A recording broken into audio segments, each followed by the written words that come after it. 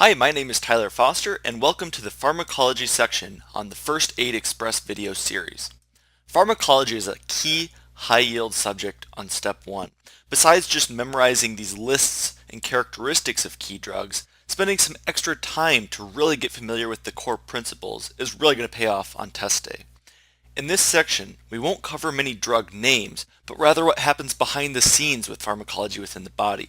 So I highly recommend opening up your First Aid Step 1 book and following along with me. Make sure you write down notes, circle concepts that you need to review before test day, and actively participate in this riveting discussion about drugs. Let's begin with enzyme kinetics. Enzyme kinetics will be an important concept because on the USMLE, they may talk about an enzyme from the biochemistry section, yet actually ask a pharmacology-directed question. Therefore, let's cover the basics of enzyme kinetics. The first concept we're going to cover is the Michaelis-Menten graph. Let's now discuss the basics of this graph and how it may appear on the USMLE. The Michaelis-Menten curve relates the reaction rate to the substrate concentration for most enzymes. However, as a side note, there are a group of unique enzyme reactions that are going to follow other kinetics, such as cooperative kinetics, and an example of that would be the hemoglobin curve. The hemoglobin curve has an S-shaped sigmoidal curve rather than this nice hyperbolic curve shown here. Therefore, Michaelis-Menten kinetics are not going to apply to those hemoglobin reactions. But for now, let's focus on the Michaelis-Menten kinetics. In this plot, the rate of the reaction, or the velocity of the reaction, is going to be our y-axis, while the substrate concentration is going to be reflected on our x-axis. We have this nice little blue hyperbolic curve here, and a hyperbolic curve simply is going to have an initial fast velocity, which is going to slowly taper off, eventually reaching a maximum value. Generally, as the substrate concentration increases, the reaction rate will also increase until this saturation point occurs. So here is where I'm going to approximate our saturation point, and the saturation is going to be illustrated as a line that does not increase in reaction velocity. So it's not really changing in y value. So we have a change in x without a change in y, is another way to say it. The characteristic hyperbolic curve that we see here is going to be created by an important equation. That is going to be our velocity is equal to our Vmax times our substrate concentration divided by our Km, which I haven't really gotten to, but I will, plus our substrate concentration. So follow with me here. This equation is going to help us understand some important concepts from our graph here. First, as the substrate concentration gets infinitely large, meaning we're going to the right on our x-axis, as that substrate concentration gets infinitely large, the velocity of the reaction is going to approach our Vmax, the maximum velocity of our reaction, or the saturation point, as we kind of already covered. So why does our velocity eventually approach the Vmax? Well, because as the substrate concentration increases, this part of the reaction, right here, has basically the same numerator and denominator. So let's do an example here. If our substrate concentration is 1,000,000, I haven't put any labels on bottom here on our x-axis, so we're at about 1,000,000 right now. We can put in 1,000,000. We have a Km, which is usually a really small value. Let's say it's 1, plus 1,000,000. So we're going to simplify this part of the reaction. I said we had 1,000,000 divided by 1,000,001. Well, any numerator divided by a denominator of itself, so 1,000,000 divided by 1,000,000 is equal to 1. So we can rewrite the equation to equal V, or the velocity of our reaction, is equal to our Vmax. We haven't touched that yet. Vmax times 1, because 1,000,000 divided by 1,000,001 is pretty much 1. Our velocity is equal to our Vmax. There we go. So the Vmax is the maximum rate an enzyme can convert substrates into products. And our Vmax for this blue line that we have down here is going to be right here. This is going to be our maximum velocity on our y-axis. We're not going to get any further above here. It's because that enzyme is maxed out. So let's think of this another way. For example, what happens if there's only one enzyme in a test tube and the substrate concentration is going to be infinitely large? So let's draw this out. We have our test tube. We have a red block enzyme. Now this test tube is huge, this enzyme is really small, we're going to have infinite substrate available for this enzyme to convert anything it needs. Well, that enzyme's velocity on converting substrate into product will eventually max out. It has all of this substrate and it can only work so fast. So it's going to reach its Vmax, the maximum rate of the reaction. It can't work any faster. However, what happens if we add some more enzymes to this test tube? So let's throw those in. We started out with 1, now we end up with 3. So we tripled the number of enzymes.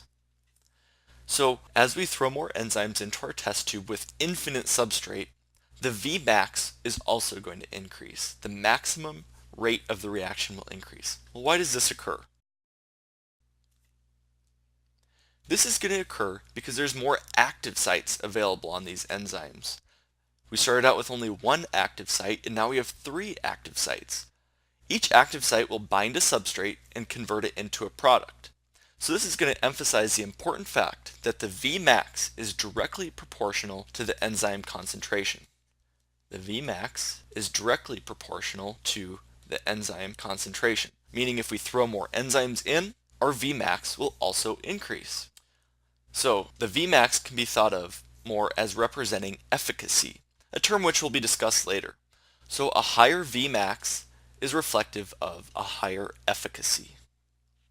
Now we also have, well, let's throw that in there. So here's our Vmax. I kind of explained that this is the point of our y-axis where we cannot go above. But we also look at the equation here and we have this other value, the Km. So let's discuss the Km. The Km, or the Michaelis constant, is a trickier concept to understand. The Km is defined as the substrate concentration at which the reaction proceeds at half of its Vmax, or the maximum velocity. So we see here the Km is equal to 1/2 of Vmax. So the Km is a particular substrate concentration, so it's somewhere down here on the x-axis. Therefore, the Km will have the same units of measurement as the substrate. So what happens when the substrate concentration equals the Km? So we throw in this amount of substrate right here. What's going to happen?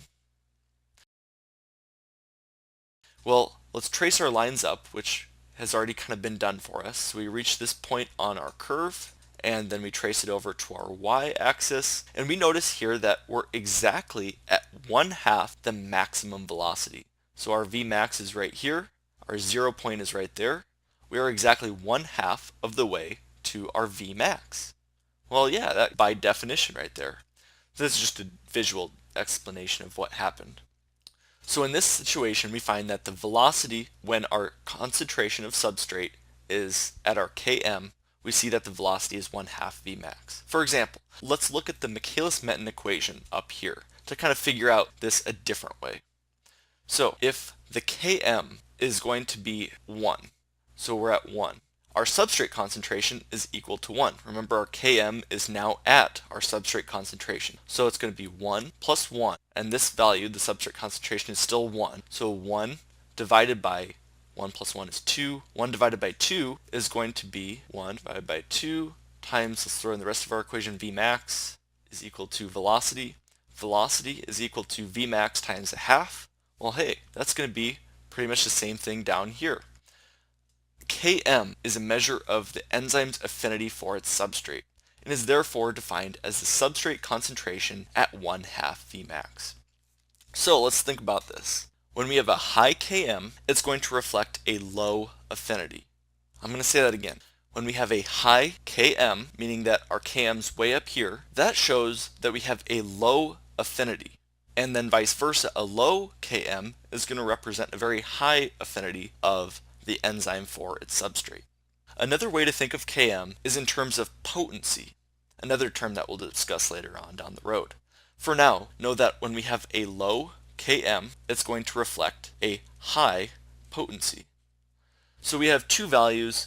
We have our substrate concentration and our Km. Those can be manipulated in different ways. Our Km is going to be the point at which we have 1/2 of the Vmax, and then our Vmax is going to be proportional to our enzyme concentration. So if we throw a ton more enzymes into our test tube, our Vmax will increase. And then know that the Km a low Km is going to be representative of increased potency. Let's now take a look at a second graph. This is going to be our Lineweaver-Burke plot.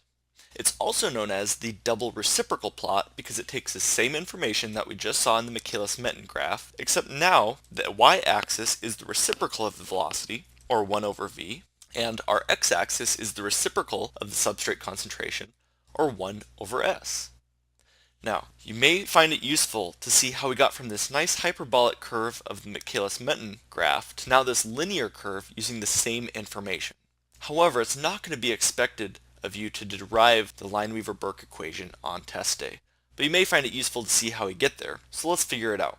Do you remember what the Michaelis-Menten curve equation was from the previous slide? It was our velocity is equal our Vmax times our substrate concentration divided by our Km plus our substrate concentration. So this is our Michaelis-Menten equation that we just saw from the last slide. Now this is also known as the double reciprocal plot, so let's take the reciprocal of both sides. So it's going to be 1 over v is equal to, well, the reciprocal of the right hand of this equation. We just flip the numerator and denominator. So it's going to read 1 over v is equal to Km plus substrate concentration divided by Vmax times our substrate concentration. So this is our new equation. Now we can rearrange it even further. The left hand of this equation is pretty much simplified, but we're going to rework the right hand of this equation here. We're going to change it into our Km divided by our Vmax times 1 divided by substrate concentration plus 1 divided by Vmax. Now, why did I do this? I took this kind of nice looking equation and I expanded it. Well, as you can see here, this new equation is going to follow the standard equation for a line. The y is equal to mx plus b. Remember, you saw this somewhere through your education, maybe in high school, where our m is going to be the slope of a line, the b is going to be our y-intercept, and our negative b over m is our x-intercept. So we have this equation here, we have our line equation, so this is why we see a nice linear curve. We have an x-intercept, we have a y-intercept, and we have a slope. So we have all this information and now we can plot it. It's useful to plot the information this way versus our Michaelis-Menten curve, which was the hyperbolic curve, because now we have our y-intercept, which is going to represent the inverse of our velocity, and our x-intercept represents negative 1 over km.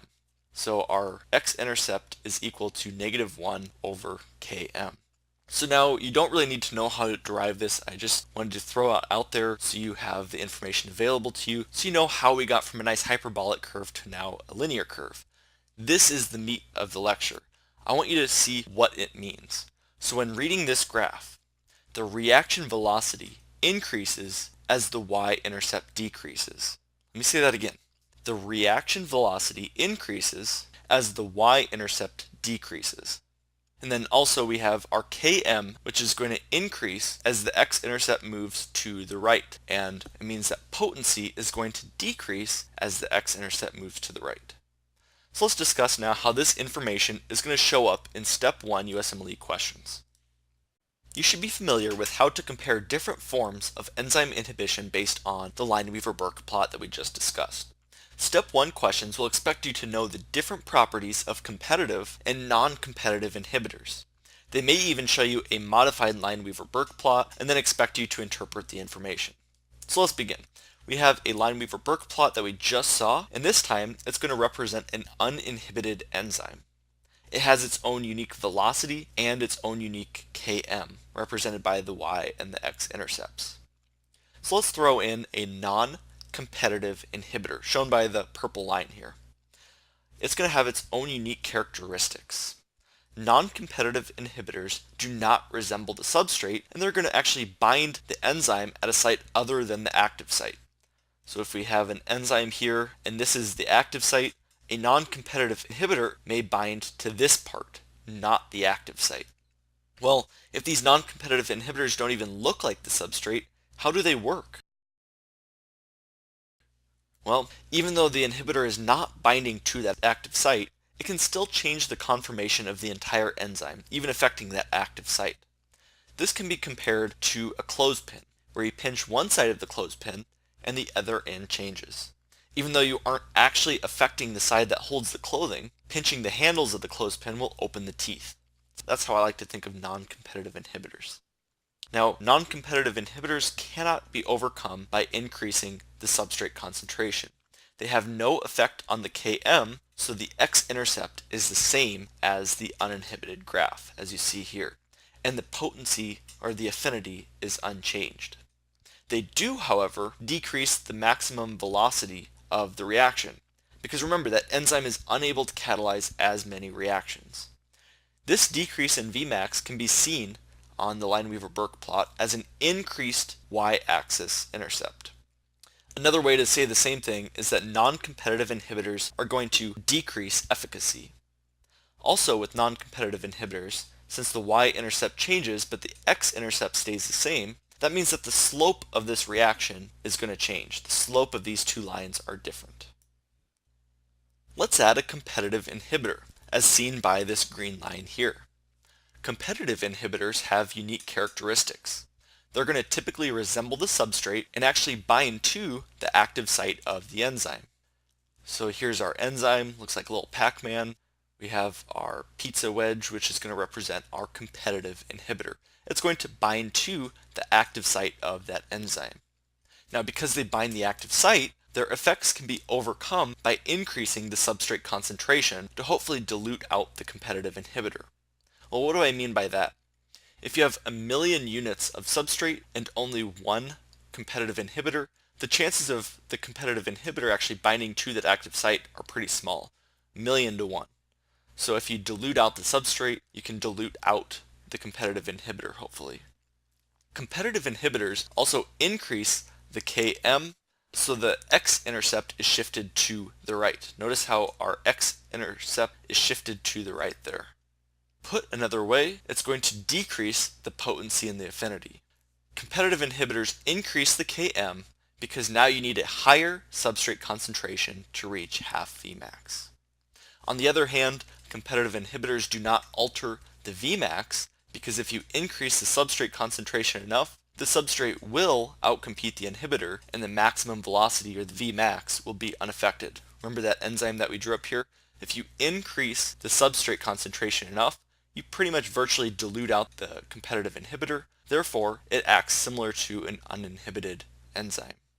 So, since the Vmax of the reaction doesn't change, the y-intercept is unchanged compared to the uninhibited graph. And I already said it's going to decrease the potency. So notice how with a competitive inhibitor, our y-intercept is the same as the uninhibited enzyme. And a non-competitive inhibitor, the x-axis, or the Km, is the same.